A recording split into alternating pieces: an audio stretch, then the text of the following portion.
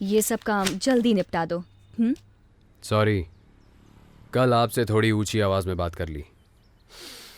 आपने एकदम सही कहा, एक एमएलए को ऐसे बिहेव नहीं करना चाहिए था। अब मैं समझ चुका हूँ। Once again sorry. तुम समझ गए हो, उतना बहुत है। तुम ध्वजा के भाई हो, तुम बस मेरे साथ रहो, मेरी ताकत बढ़ जाएगी। अगर तुम्हें और कुछ तकलीफ है तो मुझे बताओ, सब मिल जाएगा। मुझे कुछ नहीं चाहिए। मेरे साथ कुछ लड़के हैं, वो तकलीफ में है। अगर आप चाह लोगी तो शायद उनकी लाइफ सेट हो जाएगी। बस इतनी सी बात, बुला लो उन्हें। बुला लूँ उनको? आ जाओ।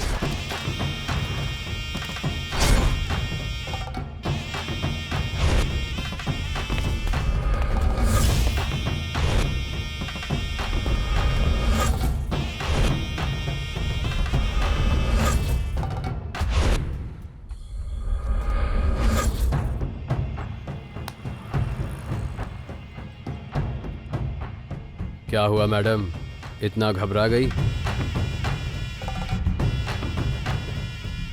और कांपने भी लगी हो? तुम सब अभी निकलो। मैडम थोड़ा बिजी चल रही हैं आज, बाद में बुलाऊंगा। चलो चलो। तुम लोग भी निकलो। मेरे भाई को किसने मारा ये मैं अभी तक नहीं जानता। तुम्हारे और इन लड़कों के बीच में क्या संबंध है मैं ये भी नहीं जानता, लेकिन साफ दिख रहा है कि तुम कुछ छुपा रही हो। सच रोशनी की तरह होता है, कत्ल किसने किया पता चल ही जाएगा। बस सही रोशनी पड़ने की देर है। एक बार मुझे पता चल गया मेरे भाई को किसने मारा तो मैं ऐसे बात नहीं करूंगा। समझ गई ना मैडम? Get well soon.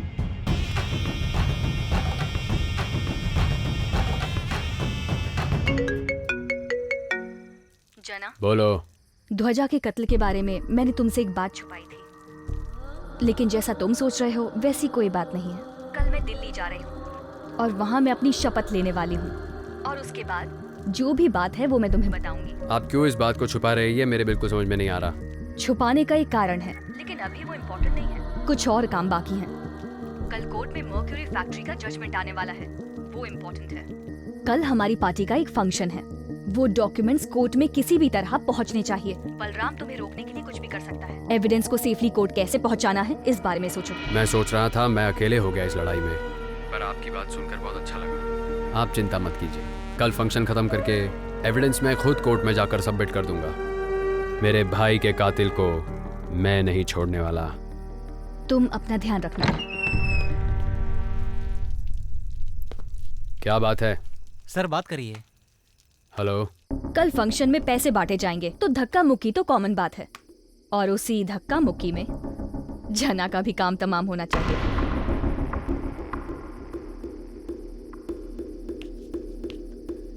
जना फंक्शन में आएगा तो, लेकिन वापस नहीं जाना चाहिए। ये तुम दोनों को देखना है। नागा, ये चाहे जो कुछ भी बोले हमें सावधान रहना है। इस केस में जना की कौन कौन मदद कर रहा है उन सब पे नजर रखो। वो कोर्ट में नहीं पहुंचना चाहिए। कुछ भी हो जाए वो फाइल हमें वापस चाहिए।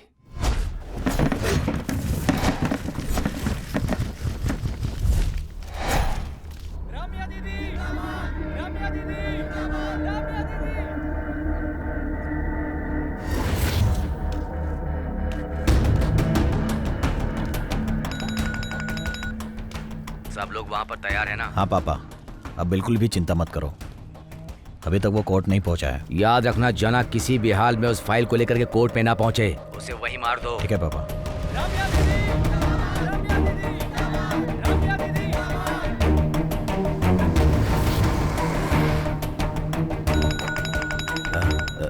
हाँ मैडम, तुम लोग वहाँ रेडी तो हो ना? आपको चिंता करने की जरूरत नहीं। हमारे लोग मैदान में एक एक इंच पर खड़े हैं। जना यहाँ पर आ तो जाएगा, लेकिन यहाँ से जिंदा वापस नहीं जाएगा। 100%। मंच पर बैठे नेताओं के साथ झगड़ा करो, उनसे हाथापाई शुरू करो। उन्हें बचाने के लिए जना जरूर आएगा और वही टाइम होगा।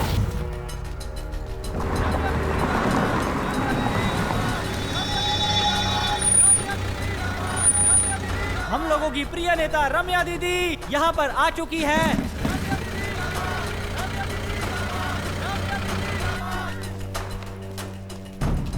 रम्या दीदी, रम्या दीदी, रम्या दीदी, रम्या दीदी, रम्या दीदी, जनता के दिल पर राज करने वाली रम्या दीदी। शक्ति का रूप है ये, दूरदृष्टि है इनके पास, पूरे देश का भला चाहने वाली हमारी प्यारी रम्या दीदी। आज हमारी खुशनसीबी है कि रम्या दीदी हमारे बीच में है, न्याय की मूर्ति, सबकी सहायता करने वाली हमारी सारथी, हमारी प्यारी दीदी रम्या दीदी। आज हम अपनी दीदी का तहे दिल से स्वागत करते हैं। वो इस सभा की केंद्र बिंदु हैं। अब हम चाहेंगे कि इनका पुष्पों से स्वागत किया जाए। आप इनका तालियों से स्वागत करें। अब हमारे केंद्रीय मंत्री का स्वागत करने के लिए हमारे क्षेत्र के एमएलए वो भी यहाँ आ रहे हैं। हम सबके प्यारे एमएलए जनार्दन सर का हम स्टेज पे आवाहन करते हैं।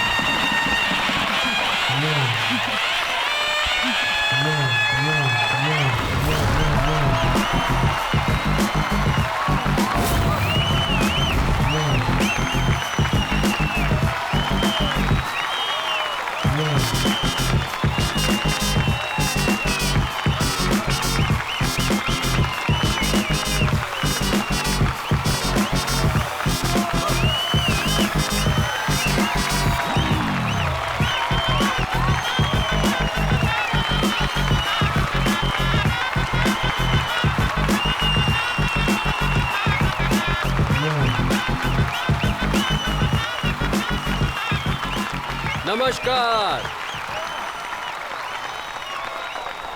मैं जानता हूं ये तालियां मेरे लिए नहीं और मैं इसके लायक भी नहीं हूं। मेरे भाई ध्वजा के लिए बज रही हैं।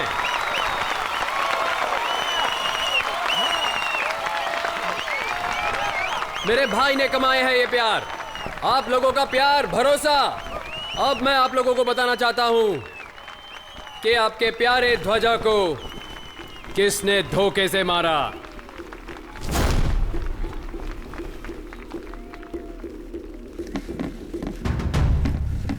मेरे भाई की तरह रम्या जी भी बचपन से राजनीति में शामिल हो गई थी। जन सेवा ही इनका लक्ष्य है। अभी इनका सपना पूरा हो रहा है। इनकी खुशी को ध्वजा ऊपर से देख रहे होंगे। हमारे क्षेत्र की कीर्ति को बढ़ा के दिल्ली में पहली बार केंद्रीय मंत्री का पद लिया रम्या जी ने। इनका अभिनंदन करते हैं। भाषण देने में इनका कोई जवाब नहीं। बचपन से ही इनको ये आदत है। हम इनसे ही सुनना चाहेंगे। अब रम्या जी अपने बारे में कुछ कहेंगी। आइए।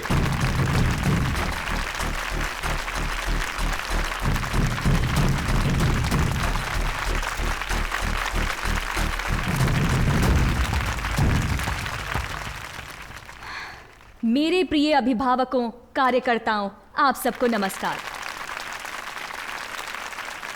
मैंने जो भी चाहा उसको हासिल किया। आज मैं जहां हूं, यहां पहुंचने के लिए मैंने बहुत कठिन परिश्रम किया है और जो कुछ भी मुझे मिला है वो सब आप लोगों का प्यार ही है। मैं अगर दिल्ली पहुंची हूं तो सिर्फ आपकी वजह से। अरे ये क्या चल रहा है? ये क्या है? अरे क्या ये सब? ये क्या है भाई? क्या चल रहा है? क्या हो रहा है? क्या हो रहा है भाई? ये तो ध्वजा को मार रही है। ध्वजा? ये तो खुद ही कातिल है। कैसे कर सकती है? देखो, अरे भगवान, हमारा ध्वजा।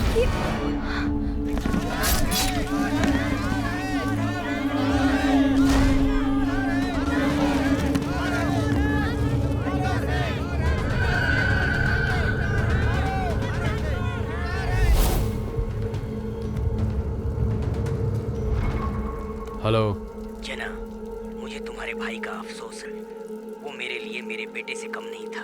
मैं तुम्हें उसके मर्डर का सबूत भेज रहा हूँ। अब तुम्हें सबूत के साथ क्या करना है वो तुम खुद डिसाइड करो। रम्या मुर्दाबाद! रम्या मुर्दाबाद! रम्या मुर्दाबाद! रम्या मुर्दाबाद! रम्या मुर्दाबाद! रम्या मुर्दाबाद! रम्या मुर्दाबाद! अच्छा हो गया तू बच गया। रम्या मुर्दाबाद!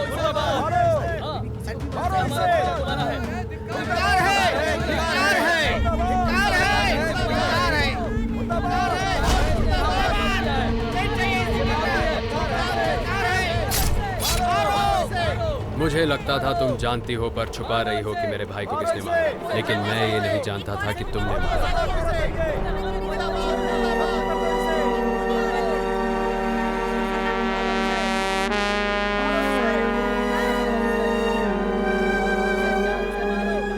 ये सच इस जनता को बताने के लिए ये स्टेज है,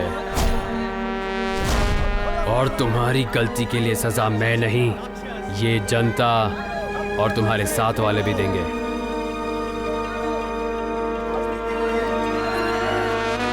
राजनीति में मौत कभी भी कहीं भी आ सकती है। अब तुम भी एक जिंदा लाश हो।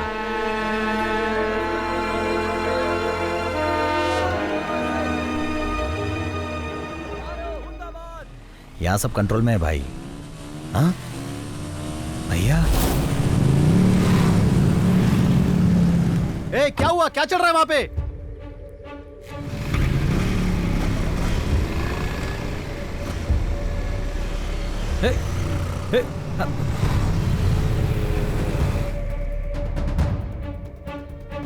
अरे देख क्या रहे हो? अरे मारो इसे।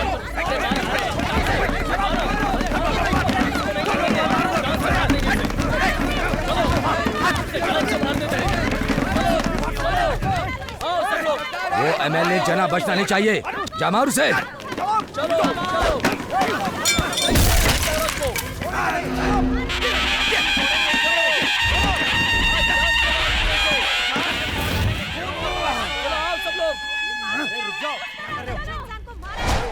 पुलिस देगी।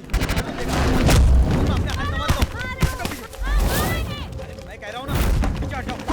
ये आगे नहीं आएगा। हटो,